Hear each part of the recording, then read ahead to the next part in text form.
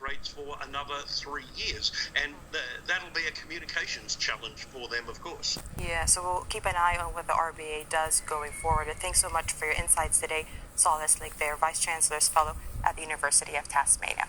Let's take a look at the market reaction in Australia. We're seeing gains for the ASX 200 after losses and weakness in the earlier part of the session today. Also a bit of strength for the Aussie dollar, and all that is being helped to buy some of mining stocks like BHP and Rio Tinto. That's despite weaker iron ore prices that we saw today. That's latest in business for now, Christine. I'll have more in just a bit. Thanks for that, Sarah. Myanmar's military government has charged at least 19 doctors for their participation in civil disobedience protests against the February 1st coup. Hundreds of others in the fields of journalism, of film, theatre and music are also now wanted by the military authorities, accused of spreading information which undermines stability and the rule of law. Now, more deaths have been reported meantime, with the intensifying crackdown across the country. Reports say the security forces killed at least 3 civilians in a small town in the Mandalay region in the last 2 days. These shootings took place as the forces tried to detain a civil servant, and there were also reports of widespread looting by the soldiers in this area, including some looting from a donation box at a local mosque. Still ahead, the US President Joe Biden has vowed to withdraw troops from Afghanistan. That puts an end to a 2-decade war, but it leaves lingering questions about the peace process. And Johnson & Johnson is taking a closer look at reports of blood clots resulting from its COVID-19 vaccine.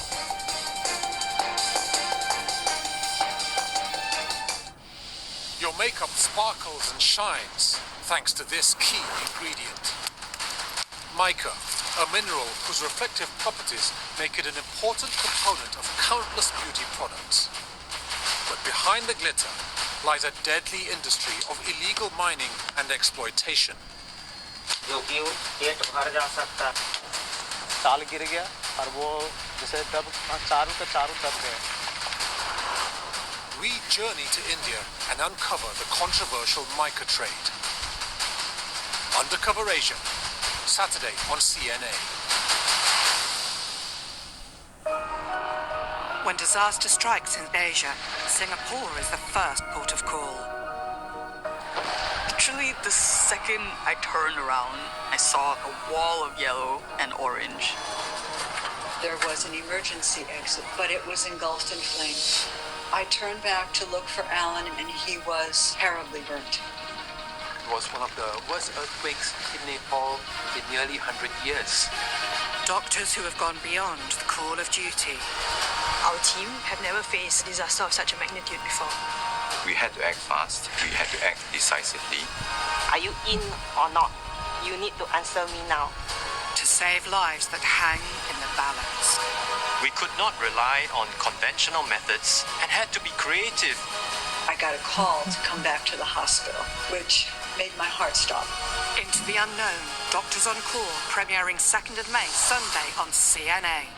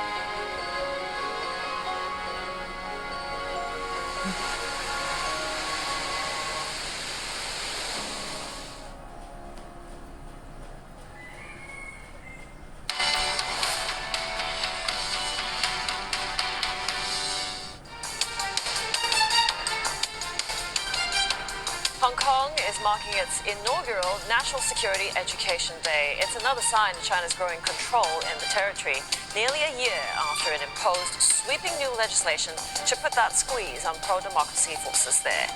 And the U.S. national intelligence officials have called China an unparalleled priority in a discussion of worldwide threats in Congress, citing China's regional aggression and cyber capabilities, calling it a near-peer competitor to the United States in multiple arenas. And Taiwan's president says that Chinese military action is threatening regional peace and security as she welcomes an unofficial delegation from the United States. The American representatives say the Biden administration will support Taiwan's self-defense.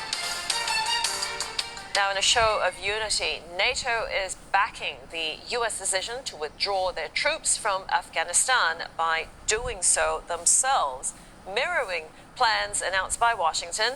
The alliance will pull some 7,000 forces under its command from Afghanistan after 2 decades of war.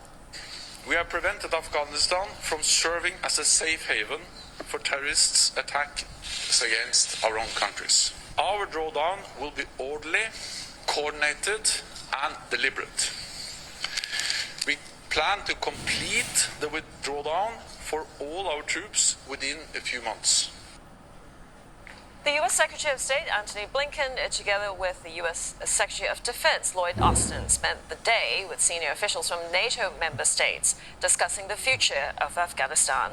The duo met with Mr. Stoltenberg, and they were insistent that the alliance of NATO went into Afghanistan together, and they will therefore leave together. But all 3 of those officials maintain they will not abandon Afghanistan despite this impending withdrawal of troops. But pulling out from Afghanistan without a clear victory does open the U.S. and NATO to criticism. It's a de facto admission of failure for American military strategy. The U.S. president has acknowledged objectives in Afghanistan have become increasingly unclear in the past decade. It's time to end the so-called forever war. Territory now in many places, keeping thousands of troops grounded and concentrated in just one country at a cost of billions each year makes little sense to me and to our leaders.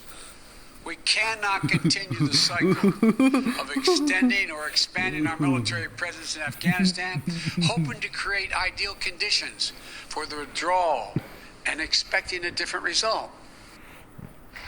Afghan officials say they respect Washington's decision to withdraw their forces. Speaking at a briefing, the chairman of the Afghan High Peace Council for National Reconciliation, Dr. Abdullah Abdullah, says this should not open up another chapter of war in his country.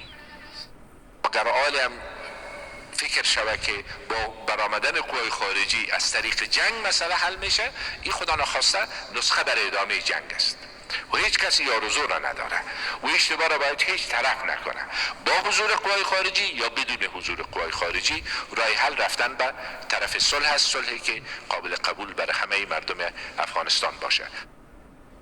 And the U.S. Secretary of State Antony Blinken has now called Iran's plans to enrich uranium up to 60% as provocative. He says this calls into question Iran's seriousness with regards to the nuclear talks now underway in Vienna. The White House had previously said indirect talks between Washington and Tehran were due to reconvene today. Since last Tuesday, European diplomats have been shuttling between all the signatories of the nuclear accord of 2015.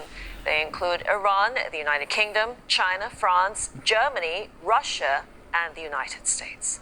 Iran's supreme leader, Ayatollah Ali Khamenei, says that the Vienna offers are often arrogant, humiliating, and not worth looking at. مذاکره فرسایشی نباید بشه. نباید جوری باشه که طرفا بخوان هم تو کش بدن این مذاکره رو که این برای کشور ضرر. And the Biden administration will reportedly impose sanctions on Russia as soon as today for allegedly trying to alter the outcome of the presidential elections in the United States last year and for alleged meddling in the SolarWinds cybersecurity attack. Media reports in the US say about a dozen or so individuals, including government and intelligence officials, some 20 entities, might all be sanctioned. Reports also say the US might be expelling as many as 10 Russian officials and diplomats from their missions. The White House and the State Department have yet to officially confirm or deny these media reports, but Russia has been preparing to be hit with new sanctions.